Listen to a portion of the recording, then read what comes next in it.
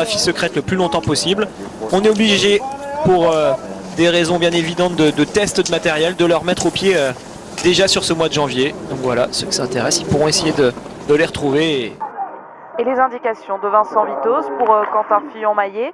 L'écart avec Emilien Jacquelin, vous l'aurez compris, et également donc avec Sébastien Samuelsson, le Suédois, qui lui est parti avec le dossard numéro 4.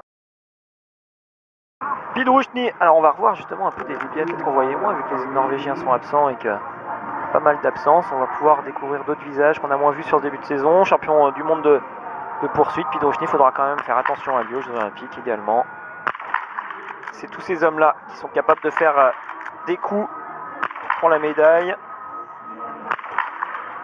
Et un nouveau sans faute, encore un. Pour l'instant, 10 biathlètes sont sortis de ce premier tir. Ça va faire 11 avec Dmytro Pidruchny.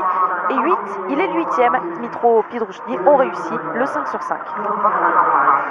Emilien vient de passer à l'intermédiaire suivant. Il est toujours devant Samuelsson. Certainement les derniers pour lui.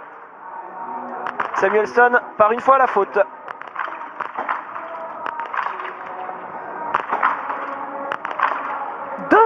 Deux erreurs pour Sébastien Samuelsson, mauvaise opération, le 8 sur 10 aujourd'hui pour lui. On surveillait également le premier tir de Johannes Dahle, le Norvégien.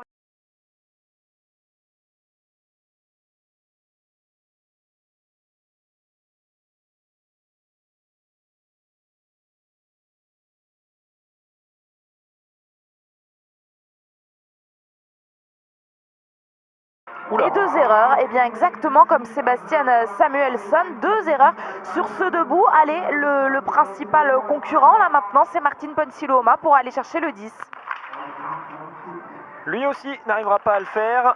Va-t-il faire mieux que 2 fautes? Ça lui permettrait de ressortir sur le podium provisoire et peut-être même en tête. Ah non, il va lâcher lui aussi la dernière. Et vous l'avez vu, pendant ce temps-là, c'est Strolia qui est passé des moments où on se sent super fort. Après, on se met à douter. Tout d'un coup, on reprend de l'espoir, du poil de la bête. Ça va dans tous les sens. Allez, Pidruchny, lui, pourquoi pas essayer de ressortir en tête devant Strolia, qui est donc toujours leader à la sortie du debout.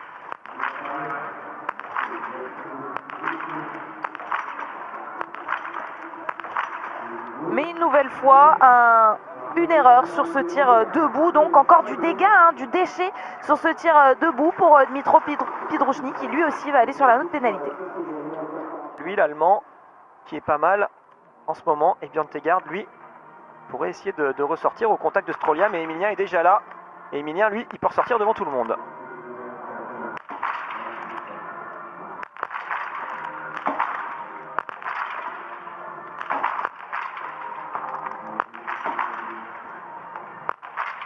Oula. 3 fautes supplémentaires, 4 erreurs au total donc pour Emilien Jacquelin, passé à côté de cette course, derrière la carabine du moins, alors que Quentin Fillon-Maillet peut réussir le 10 sur 10. Et là, si Quentin y arrive, il va faire vraiment un énorme coup pour le classement général, car tout le monde s'est raté.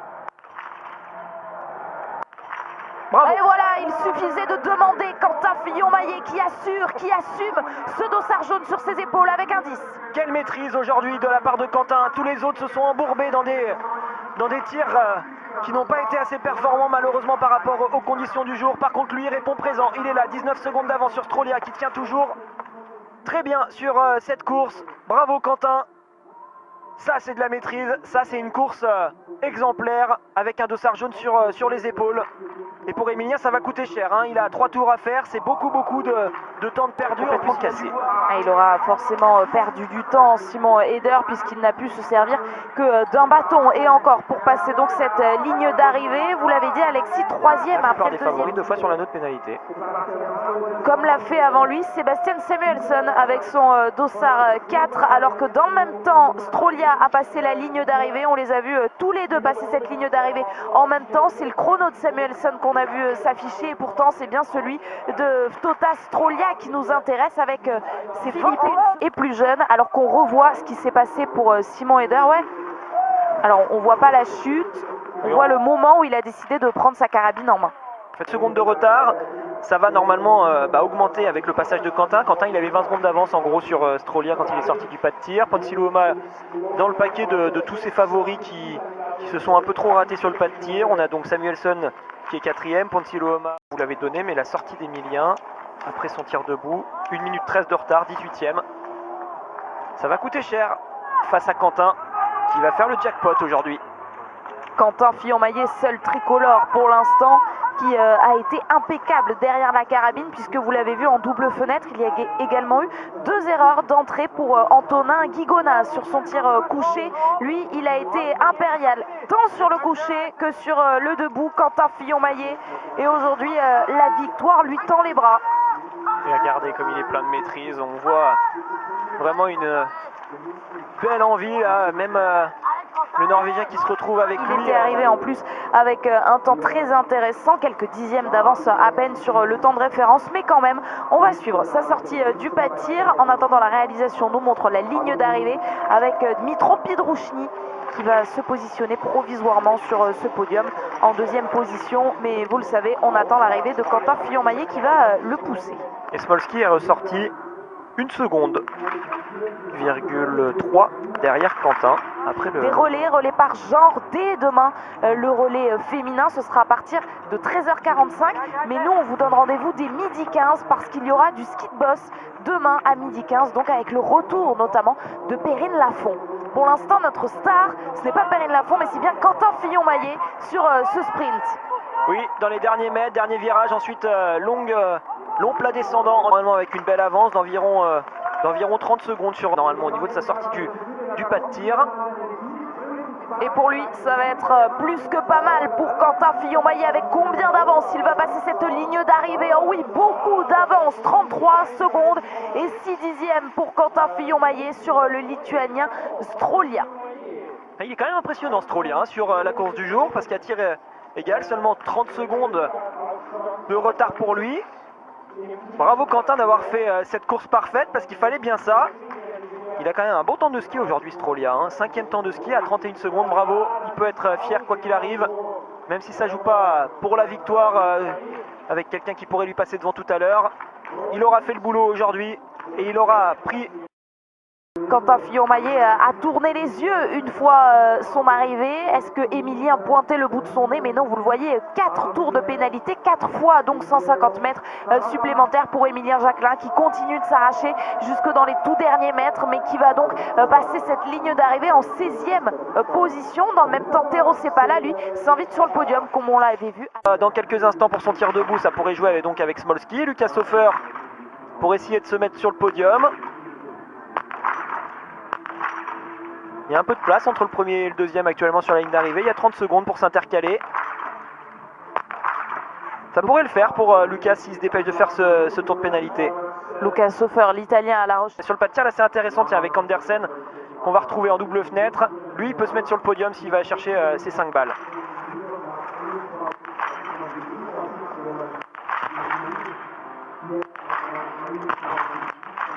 Son petit frère Philippe Andersen est déjà monté sur le podium cette saison. Est-ce que Alexander Andersen va limiter? Il va lui falloir aller chercher quelques secondes sur Tero Sepala, puisqu'à la sortie du pas de tir, il va être derrière le Finlandais. Oui, il aura environ 5-6 secondes à reprendre pour essayer de remonter sur ce podium. Il est donc à 35 secondes. 43, alors là c'était le dossard 38, donc il y a quand même encore 1 ou 2 minutes à patienter.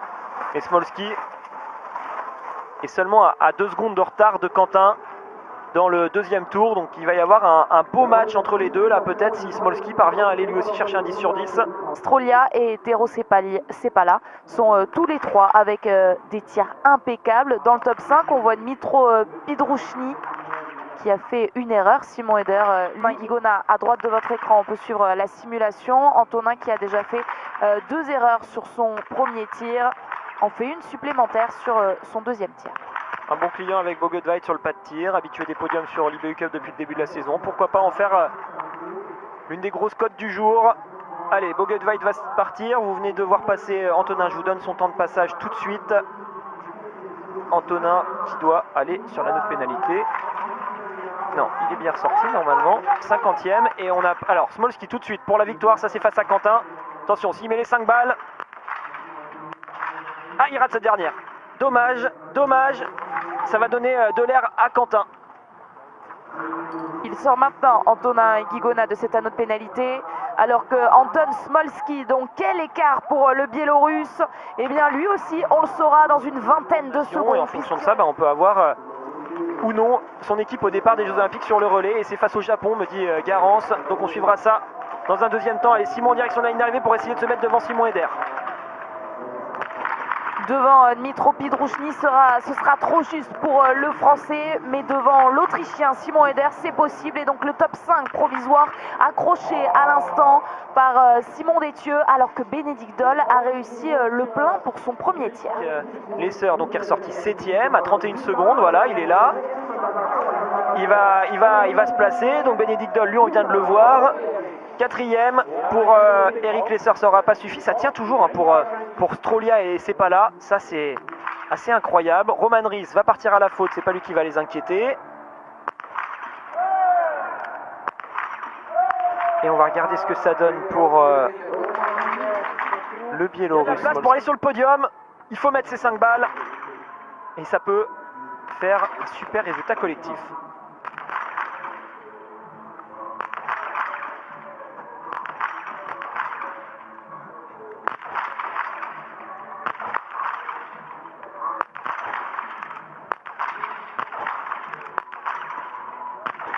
Et il y aura 2 erreurs supplémentaires parce qu'il y en avait des... Voilà, le Biélorusse qu'on cherche dans ce dernier tour.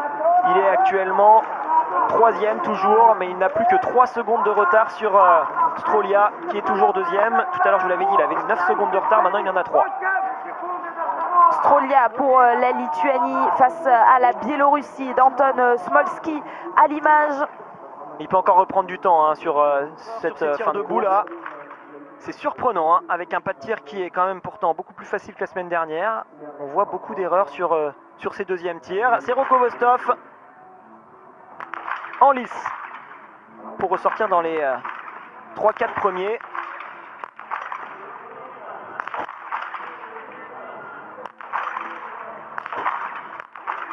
Il y aura un tour. Allez, on s'accroche pas avec le dossard pour repartir. Ça fait perdre 1 ou 2 secondes, mais c'est bon. On va se retrouver donc avec Smolski qui est à 1 seconde désormais seulement. Vous le voyez, il est seulement à 1 seconde de retard sur Strolia.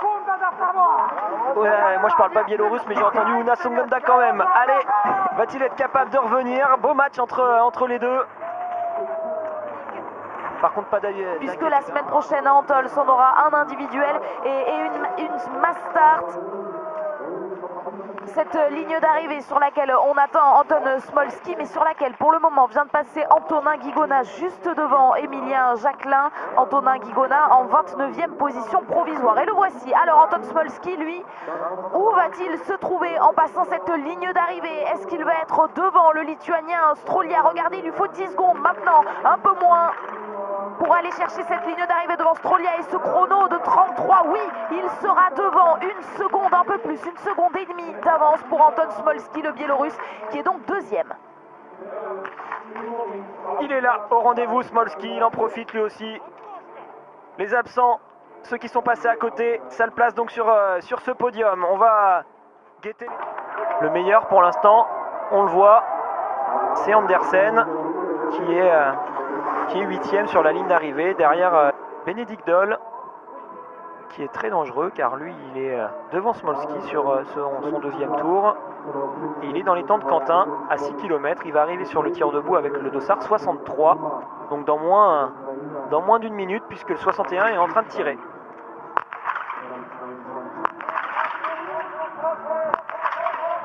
Et le 61, c'est Artem Prima. L'Ukrainien aurait pu être dangereux. Vous l'avez vu, le chrono de Strolia s'afficher là. Il peut ressortir devant Quentin.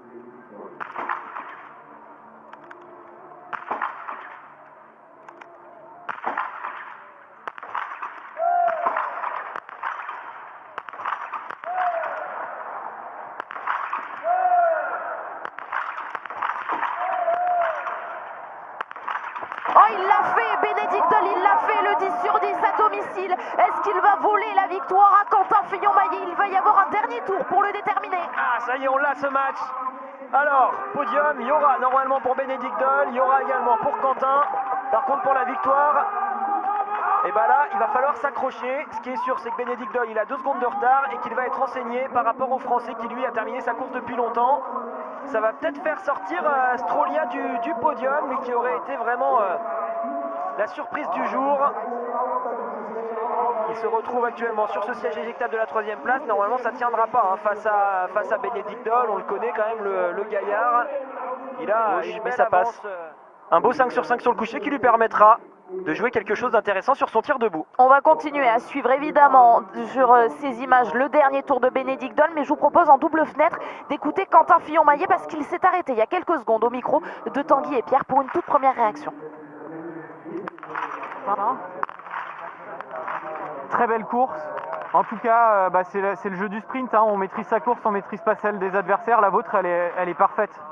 Voilà, j'ai plus qu'à attendre et croiser les doigts parce que j'ai fait le job maintenant. Donc, non, vraiment très satisfait de la course. C'est vrai que je suis parti vraiment mentalement dans les bonnes conditions. C'est vrai que 2 arts jaunes, voilà, les belles conditions. J'ai pas eu peur et même chose sur les skis, donc merci. Et donc voilà, très satisfait de la course et voilà, j'ai plus qu'à espérer maintenant que ça passe pour la victoire. On laisse la course se décanter Ensemble, puisque la menace pour Quentin Fillon-Maillet, eh bien, elle vient de cet homme, Bénédicte Doll. Et une information intéressante quand on regarde toutes les données dont on dispose. Quentin a le meilleur temps sur les skis dans le dernier tour. Donc, il est devant le Français, il faut qu'il ait lui aussi le meilleur temps de ce dernier tour. Devant Quentin donc, et en plus qu'il lui mette environ 3 secondes, vu qu'il avait 2 secondes 7 de retard. Ça va pas être facile cette affaire pour l'Allemand. On va voir ce que ça donne au niveau du premier intermédiaire qui sera annoncé à 8,7 km. Il sera en haut de la montée que l'Allemand va aborder dans quelques instants. Là on continue ce plat et ensuite on attaque une belle grosse montée. Tout en haut, on aura l'intermédiaire qui nous donnera la tendance. 2 secondes, 3 de retard quand il est sorti du pas de tir. Est-ce que ce sera plus ou est-ce que ce sera moins? On va voir de quel côté ça balance. Elle est là-haut la montée. Et les quelques spectateurs qui ont réussi à s'inviter au bord de cette piste ont clairement choisi leur camp. C'est logique, on est à Ruppolding, on est en Allemagne et c'est donc Bénédicte Doll qui a les faveurs de tous ses supporters par rapport à Quentin Fillon-Maillet. Nous, on a déjà choisi votre camp, je sais pas vous derrière votre écran, mais on va tout de suite pouvoir constater l'écart donc entre les 2 hommes à cet intermédiaire du 8.7. Il devrait être derrière, j'ai l'impression, l'intermédiaire est là. Ça va rester très serré entre les deux, mais c'est toujours derrière pour lui. Il y avait 2 secondes, 3, il y a une 7. Désormais, quel combat! Ah, ça va être tendu jusqu'au bout, donc entre Bénédicte Doll et Quentin Fillon-Maillet. Cet intermédiaire du 8.7, il faut parcourir 10 km dans ce sprint. Pour l'instant, la victoire, elle est toujours pour Quentin Fillon-Maillet. C'est provisoire. Quentin Fillon-Maillet a terminé sa course, alors qu'on voit le russe Serok Vostov terminé en 16e position provisoire. Est-ce qu'il ne serait pas le premier russe sur cette ligne d'arrivée? Alexander Loginov, lui, est pour l'instant porteur par rapport à Quentin Fillon-Maillet. Nous, on a déjà choisi votre camp. Je sais pas vous derrière votre écran, mais on va tout de suite pouvoir constater. Par contre, il avait quand même une belle marche sur le deuxième, donc la petite seconde à droite à gauche, on essaye d'aller les chercher, mais c'est bien aussi quand on a la carotte vraiment qui nous pend au bout du nez. Et actuellement, Bénédicte Doll, il a cette carotte avec tous les entraîneurs qui sont là pour lui dire que ça se joue vraiment à 1 seconde près entre les deux. Ça pourrait lui servir, on va voir l'intermédiaire, il est pas encore passé pour Bénédicte Doll. Il va être à la fin de ce plat montant. On va le retrouver donc très vite. L'intermédiaire, il est à 9,4 km, vous le voyez. On l'a sous les yeux. Il est là, le totem, avec la marque qu'on connaît bien, sur la droite de la piste. Il sera derrière, il accuse davantage de retard. Bénédicte Doll sur Quentin Fillon-Maillet. Presque 6 secondes de retard pour l'Allemand sur le Français. Ça va tenir pour Quentin. C'était sur la partie précédente qu'il fallait reprendre du temps. Là, même s'il reprend 2-3 secondes, ce qui sera déjà très costaud de sa part. Ça va peut-être être un peu juste.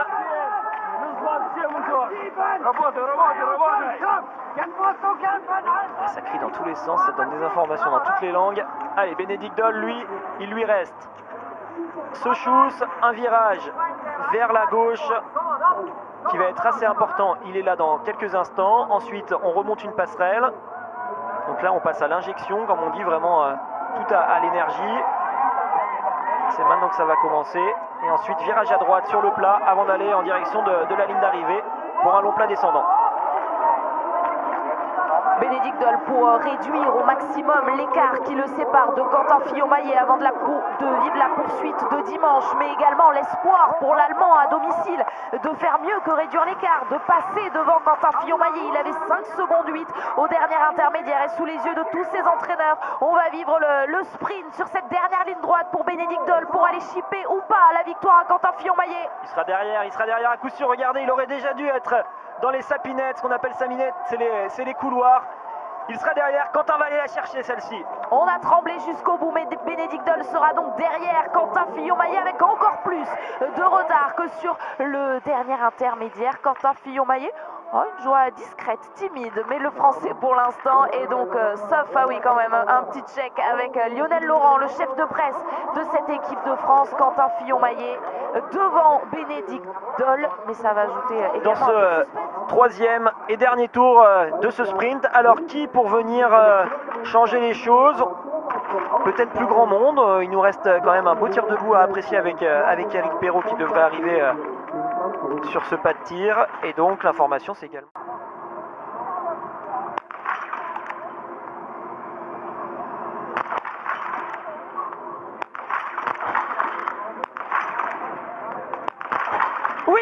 Oui, bravo il a Eric. fait le 10 sur 10, c'est une première en carrière pour Eric Perrault. Jamais il n'était parvenu à faire ce 10 sur 10 depuis ses débuts sur cette Coupe du Monde. Eric Perrault vient de faire le tir parfait. Super, vraiment c'est super ça dans le développement de ce biathlète, d'aller chercher ce tir parfait sur une Coupe du Monde. Là on va pouvoir voir son talent. Allez, il ressort 11e, il y a la moyen, il y a la possibilité d'aller chercher un top 10 dans ce dernier tour pour Eric Perrault. Franchement, Eric Perrault dont on va suivre donc le dernier tour pour aller chercher une meilleure performance en carrière. Lui qui n'a jamais fait mieux que 36e, il est ressorti en 11e position du deuxième tir. On marque une pause et on se retrouve. Quentin Fillon-Maillet, Bénédicte Dole, Anton Smolski, le podium pour l'instant de ce dernier sprint avant les Jeux Olympiques. La victoire donc qui tend les bras à Quentin Fillon-Maillet, mais on vous l'a dit avant la pause, on va surtout surveiller dans les minutes qui arrivent. Pas montant, ça semble pour l'instant bien géré. Allez, s'il passe là, toujours dans les 10 premiers, ça pourrait tenir. C'est maintenant qu'il faut remettre les watts comme on dit, repasser en musculaire et aller le plus vite possible jusqu'à l'intermédiaire. 9 ans d'écart entre Quentin Fillon-Maillet, 29 ans, et Eric Perrault, 20 ans à peine. Eric Perrault pour aller chercher le premier top 10 de sa carrière. Ça tient cette 9e place. Allez, il est juste derrière Pidrouchny, 2 secondes devant. Il est juste devant Simon Eder, 4 secondes devant. Allez Eric, c'est super ça. On fait pas d'erreur dans ce final.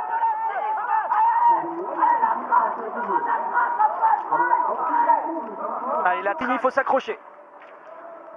Et Vindisch qui lui aussi fait un super dernier tour. Il est en train de s'arracher, mais c'est plus pour la 14e place. Alors qu'Eric Perrault est donc en train de faire mieux que cet Italien à l'énorme palmarès, champion du monde de la Mastart, notamment en 2019 à Östersund. Eric Perrault, lui, c'est seulement, laissez-moi compter, 1, 2, 3, 4, 5, 6, 7. C'est son 8e départ en Coupe du Monde pour Eric Perrault. Meilleure performance, 36e. Donc on vous l'a dit, c'était sur une poursuite à Orfilsen. Est-ce qu'il va décrocher le premier top 10 de sa carrière? Il pourrait même terminer 8e ou 7e. Quand je regarde bien ce qui s'est passé entre les deux derniers intermédiaires, il y a la possibilité de reprendre du temps. Allez Eric, ça va le faire pour ce top 10, j'espère. Il faut qu'il passe pour ça avant 53 secondes de retard. Oh, il est dans les sapinettes, même pour aller titiller le temps de Simon Détieux. Il est à 3 secondes maintenant de Simon Détieux. Est-ce qu'il sera devant? Mais oui, il sera devant. Il est 2e français aujourd'hui, Eric Perrault, avec son 10 sur 10. Il est 8e. Bravo Eric, bravo gars, rien à dire. Elle est belle, elle fait plaisir celle-ci. 23e temps de ski pour Eric, 37 secondes de perdu sur Quentin qui est le plus rapide. Voilà. Sera-t-il capable de combler cet écart en 9 ans? Vous l'avez dit, Anne-Sophie, 9 ans d'écart entre les deux. Ça lui laisse quand même de belles perspectives et de beaux espoirs en termes de développement. Mais la route sera longue. En tout cas, aujourd'hui, il obtient son premier beau résultat en carrière. Félicitations. Fantastique. Une vingtaine de secondes de Quentin Fillon-Maillet. Vous n'avez pas réussi à capitaliser sur ce temps de ski avec 3 fautes au tir. Ah non, je connais Ruhpolding, c'est une arrivée au tir assez facile en descente, un pas de tir aujourd'hui il n'y a pas de vent, donc on sait qu'il y a beaucoup de 10 sur 10 dans le top 10 en général. Et voilà, avec 3 fautes, c'est énorme, 3 fautes à Ruhpolding, c'est... Malheureusement, c'est côté pas de tir, on l'a déjà bien dit, avec 3 erreurs, ça suffit pas sur ce site de Ruhpolding. Il est donc 44e pour l'instant, Antonin, devant Emilien qui lui est 47e. Alors, il y en a encore quelques-uns qui peuvent faire reculer justement les deux Français que tu viens de citer. Pas mal de monde pour se mettre aux alentours de la 20e, 30e place. C'est le cas de Varabaï qui lui pouvait espérer se mettre même autour de la 15e position. Mais il y aura un tour de pénalité supplémentaire à effectuer. On va quand même le surveiller parce qu'il peut ressortir dans des temps assez intéressants. Vous voyez, il avait seulement 16 secondes de retard, ça le plaçait. Donc quel coup, quelle maîtrise de sa part. Et Jorde. Donc normalement, côté Norvège, il n'y a plus grand monde. Et donc il ne va plus rester beaucoup de biathlètes qui sont inquiétants. C'est uniquement David Zobel qu'on va devoir surveiller jusqu'au bout. Il a le dernier dossard de cette start list, le dossard 116. Alors que Quentin Fillon-Maillet, lui, à droite de votre écran, sur les images de Pierre Esquer, est en train de patienter tout simplement pour s'assurer sa première victoire ici à Ruhpolding. 4 podiums sur ce site allemand, mais jamais une toute première place pour Quentin Fillon-Maillet, qui a une belle histoire quand même avec ce site. Il avait signé son premier podium en carrière ici, justement, et c'était sur une mass start. Mais cette fois, Quentin Fillon-Maillet pourrait donc signer sa première victoire à Ruhpolding, la 10e de sa carrière. Je trouve que sur cette course, c'est vraiment la première belle. Il est à 20 secondes quand il arrive sur ce tir, c'est-à-dire qu'il peut ressortir.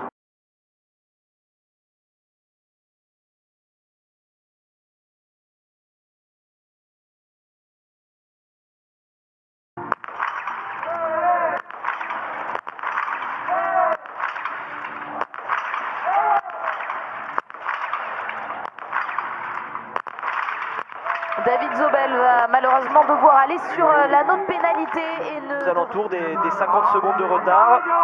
Alors ce que ça donne, ouais, c'est ça, 47 secondes très En exactement. manque de confiance, en pleine interrogation il y a quelques jours à Oberhof. Quelles sont les réponses aujourd'hui à l'issue de ce sprint? Les réponses sont bonnes. Aujourd'hui, je suis satisfait, content de retrouver. Et c'est intéressant de le voir comme ça, dans le dernier tour, avoir un excellent temps sur les skis. C'est les Français qui ont les 2 meilleurs temps du dernier tour, donc Quentin et Simon.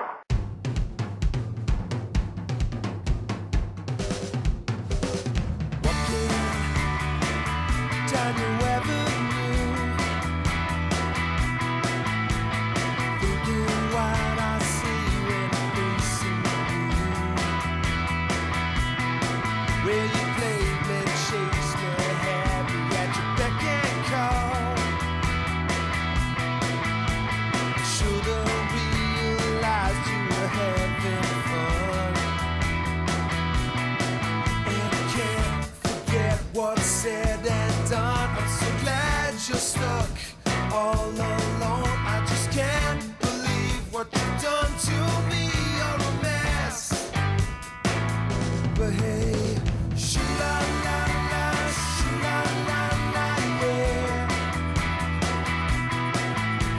Shoo-la-la-la, shoo-la-la-la, yeah. Step in someone else's shoes. Look so good, you drive a man to the blues. Hey kid, what's